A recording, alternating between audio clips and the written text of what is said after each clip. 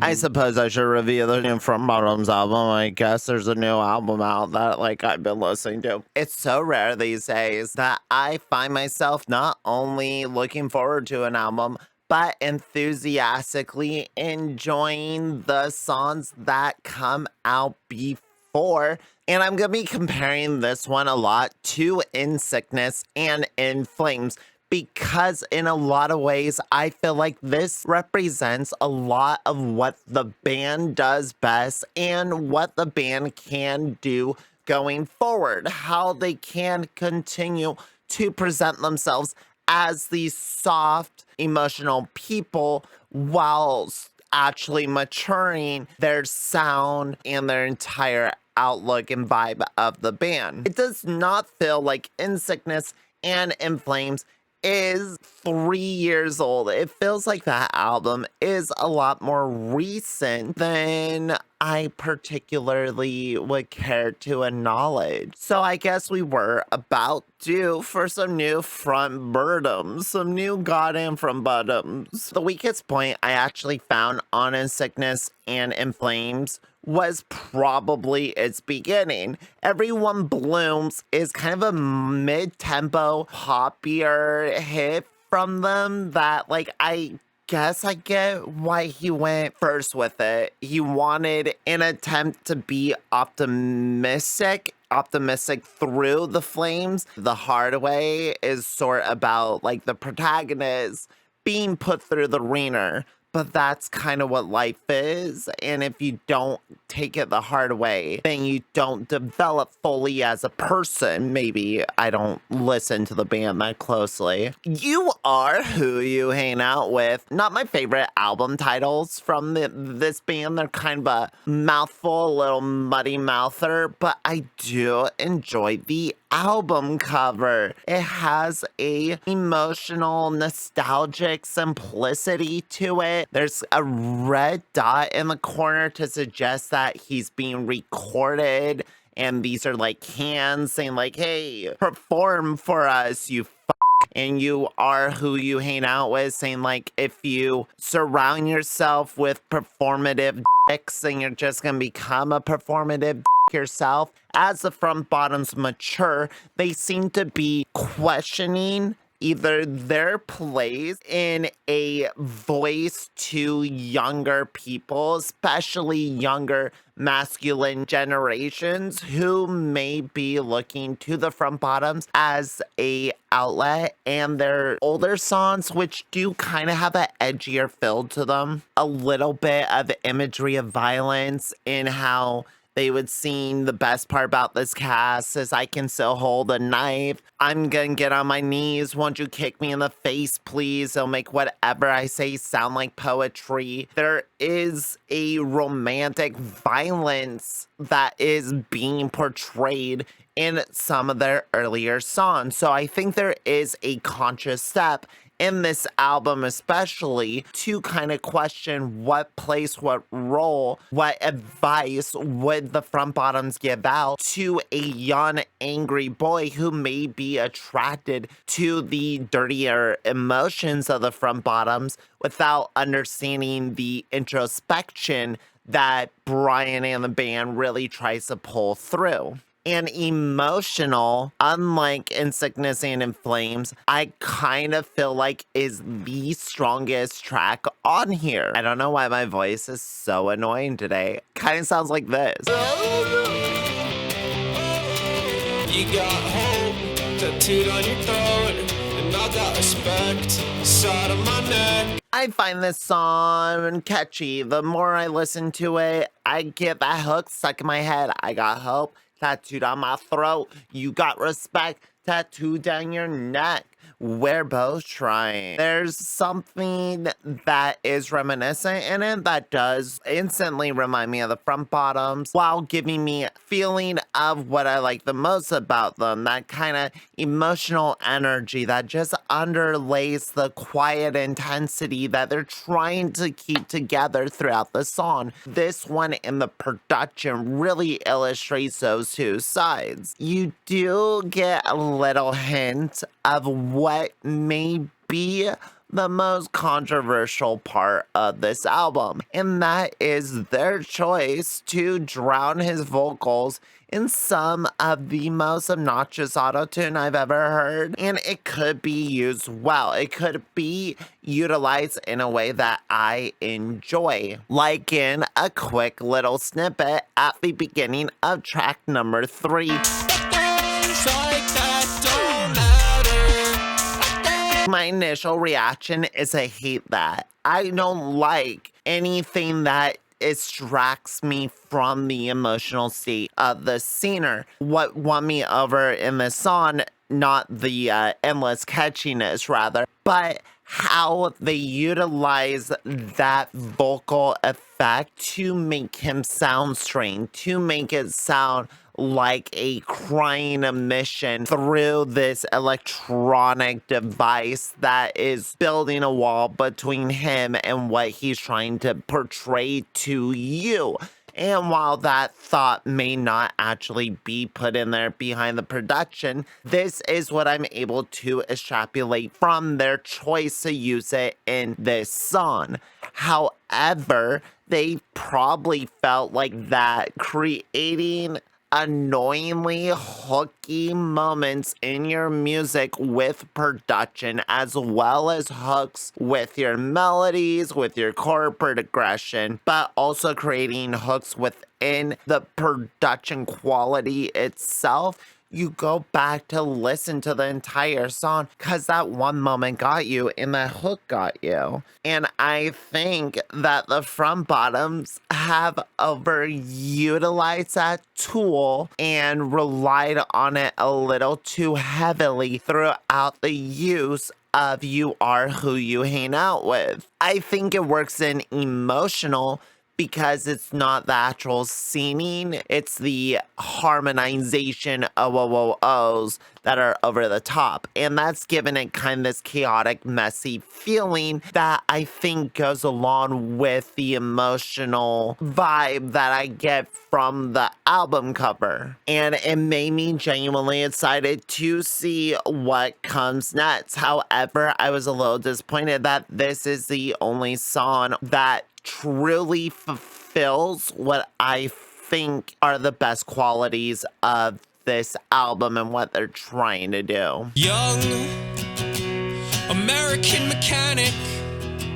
And then we just completely change gears into their soft, acoustic-y, up-close sort of feeling. And I don't like the switch up. I don't like the change from song 1 to song B. I do enjoy the songs individually. When I listen to the Front Bottoms, I get the most satisfaction from them when I put on This Is the Front Bottoms or the Front Bottoms radio.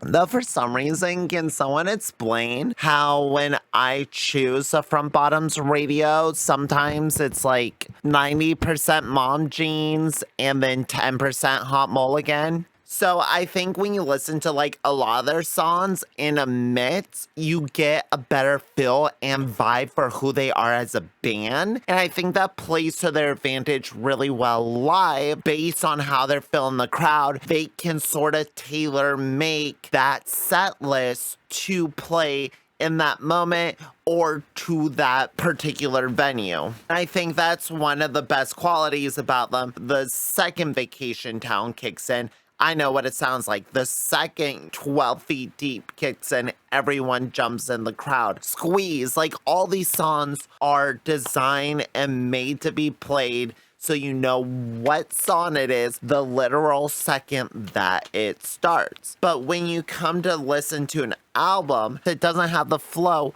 of a live performance, but instead just feels like a bunch of individual songs thrown together in order to create a new pool to pick from for their next tour. And I was a little disappointed when I did eventually get to see them on tour. I think they only played like 3 songs. They played Everyone Blooms, Camouflage, and maybe Montgomery Forever. And that's sort of how I feel here. I don't think Punching Bag should be the 3rd song on the record. It kind of sits at a weird tempo, feels like, okay, the next one's gonna pick up. This next one's really gonna pick up. It doesn't flow or feel connected to where we started. So then it's like, is there a central theme? Is there a central core? Or are these just a bunch of songs vaguely about growing up? I think Punching Bag is the most specific and clear when it comes to this, telling either their audience or they're being told themselves, put your punching bag gloves on, go punch your punching bag, you'll feel better. That's the point. It's not their catchiest nor their most clever song, but god damn it, does it get in your head. A level of dorky sincerity that is presented by the Front Bottoms that I think saves them from being cringier than they should be. People, humans being emotionally vulnerable with one another is weird, and the Front Bottoms go to like uncomfortably specific places.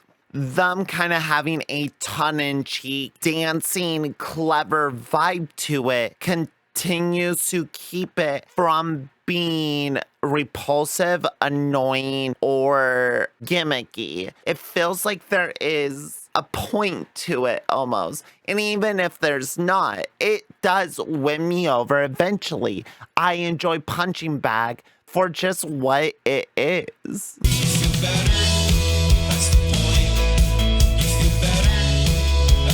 Listening to these songs in a mix, like Outlook. Outlook came on in the This Is Front Bottoms mix today, and it genuinely fit in with a lot of their other songs. They are very smart in how they do their production on their albums, where some songs can feel like they were produced on Talon of the Hawk, or they were produced 2 albums ago. But that almost works as a disadvantage because there has been several times on this album where I genuinely felt like they were doing a callback or they were trying to make you think about a previous song. I don't know, listen to this.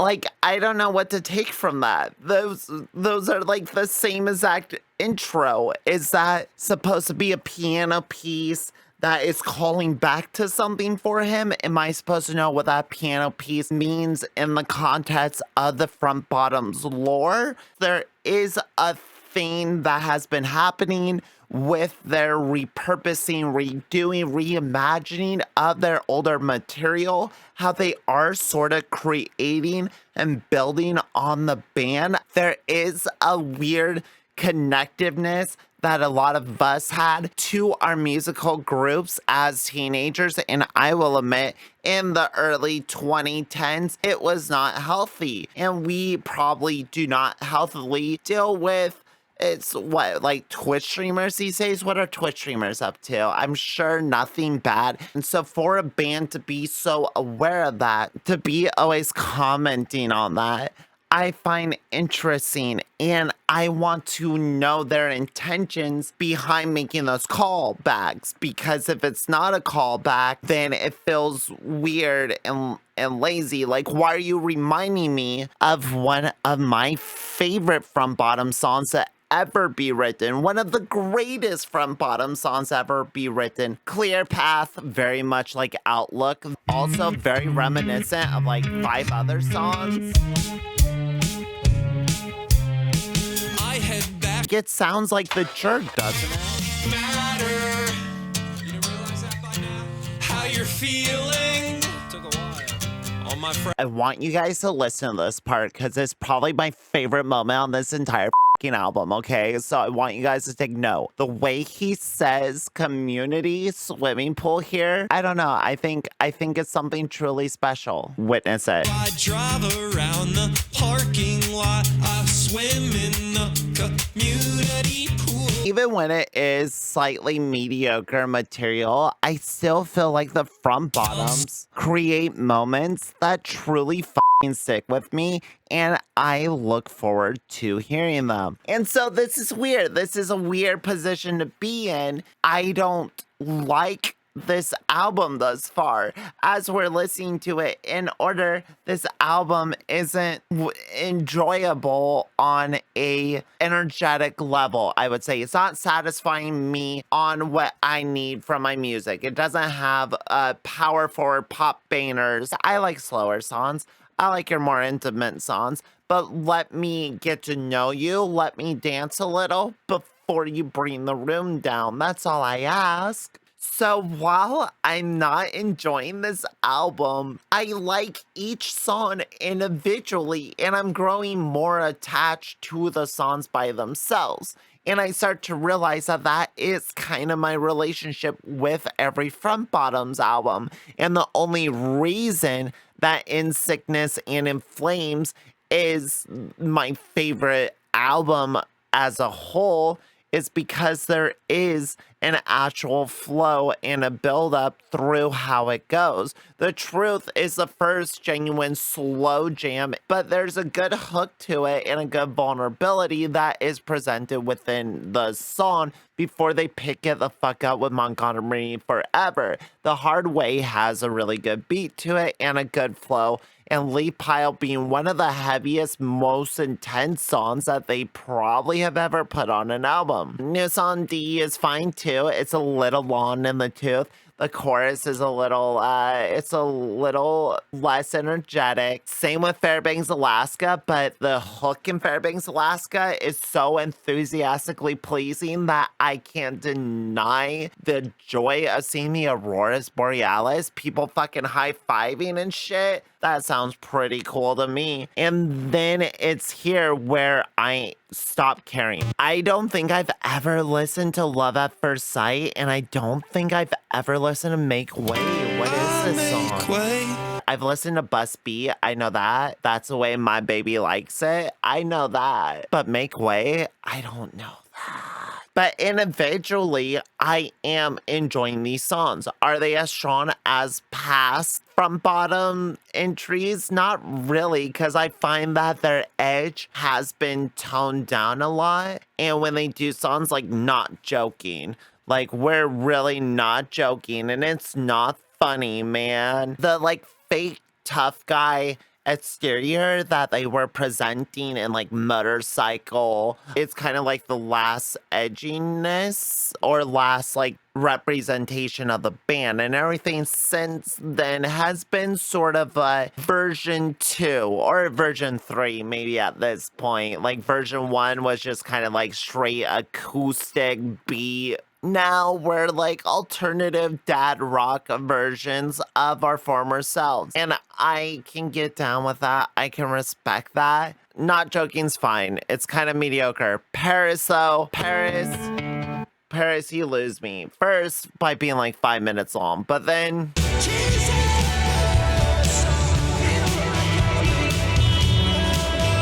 and that's why I'm saying it's a choice. It's a decision that is gonna hold true the emotional core that you are actually looking for in the Front Bottoms, or that's gonna hit you in a very strange place and you're not gonna understand what the they're going for. Because for me, I don't like that. That is not the sound, the emotional state I want from his voice. That's just not the texture I come to this band for. And it feels inauthentic to the sound that they represent. So I start to pull away. If it wasn't for that opening line in Fake Gold, you know me. You know I'm a sucker for fucking edgelord humor. Famous band was gonna be mass shooter, but the tone felt too spot on. The song's about manipulating, using other people's pain for your own victimization, perhaps, of feeling being angry and vulnerable, and then seeing other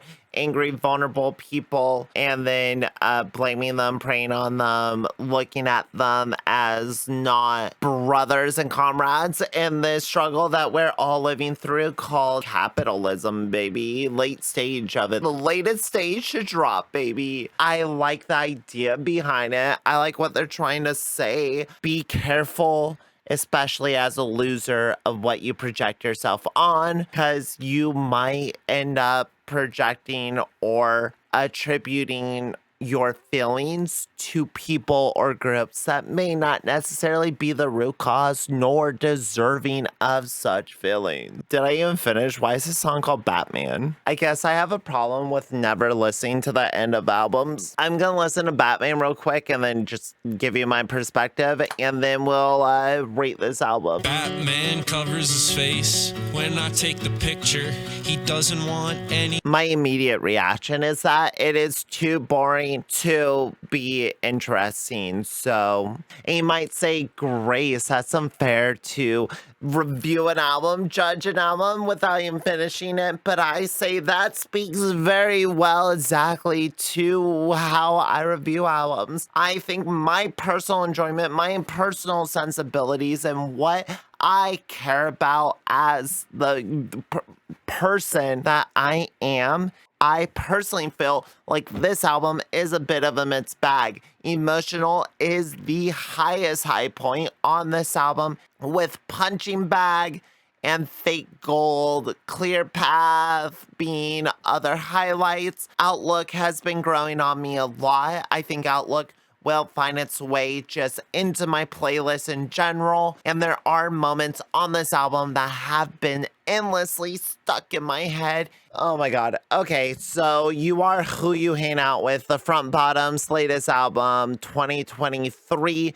I'm gonna give it a slam jam. You're an idiot! Because I think if I only like, and if I'm only really gonna listen to like half the songs on the album, this is probably a mid front bottom song. Is it better than Going Gray? For sure. Is it as good as In Sickness and in Flames? I don't think so. But that's just my opinion. You don't want anything. You have no actual beliefs. You're incoherent. My name's Grace. Thank you for watching. This has been educational and exciting as we have talked about the front bottoms. I hope you enjoyed me talking about the front bottom. If there's other music or albums you want me to talk about, then tell me and I'll talk about them, or I won't. I don't know. We'll see. We'll see where this goes. All you can do is get on the train, and then You have no reason to live! and then it's full steam ahead from there, boys. All right, I'm done. Bye-bye.